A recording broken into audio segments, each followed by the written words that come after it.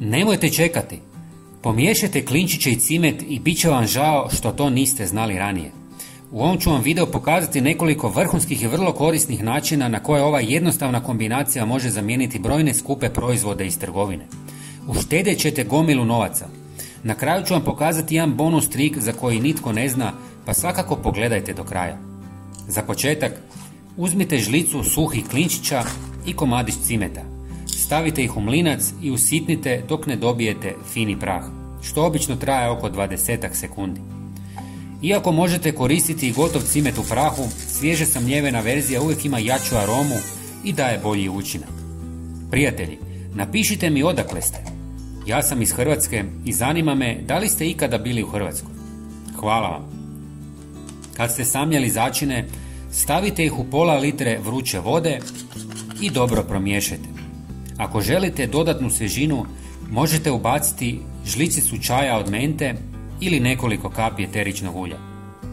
Ostavite smjesu da odstoji nekoliko sati kako bi prirodna ulja i korisne tvari prožele tekućinu. Nakon toga procijedite kroz gazu ili čistu tkaninu.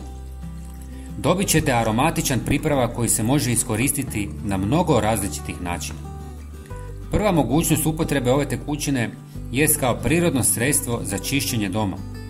Uzmite jedan dio pripremljene tekućine, dodajte oko 100 ml octa i 200 ml čiste vode.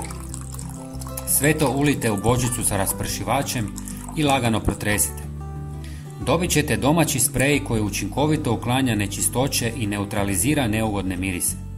Menta daje ugodnu svježinu, klinčić djeluje antibakterijski dezinfekcijski, cimet sprječava pojavu plijesni, a ocat pomaže u razgradnji masnoća i čišćenju površina. Ova mješavina je potpuno prirodna, sigurna i u mnogim slučajevima bolja od komercijalnih kemikalija. Osim toga, ova mješavina učinkovito odbija sve insekte pa čak i glodavce. Nakon pranja površina ostaje tanak sloj mirisa koji danima odbija insekte. Ali to nije sve. Još ću vam pokazati dvije fantastične upotrebe ove mješavine. Treća korisna primjena ovog pripravka je kao kupka za stopala.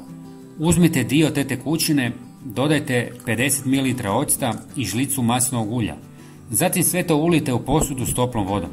Namačite stopala oko 20 minuta i osjetit ćete osvježenje. Menta hladi i smiruje kožu, klinčić sprječava razvoj gljivica, cimet potiče cirkulaciju, ocac omekšava tvrdu kožu, a maslinovo ulje njeguje i ostavlja stopala meka i glatka.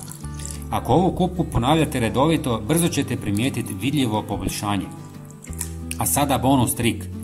S ovom mješavinom možete blago pošpricati unutrašnjost cipela prije spavanja. Ovaj prirodni osvježivač obuće kombinira antibakterijska svojstva klinčića i cimeta. Laganim raspršavanjem unutar cipela uništavaju se bakterije koje uzrokuju neugodne mirise.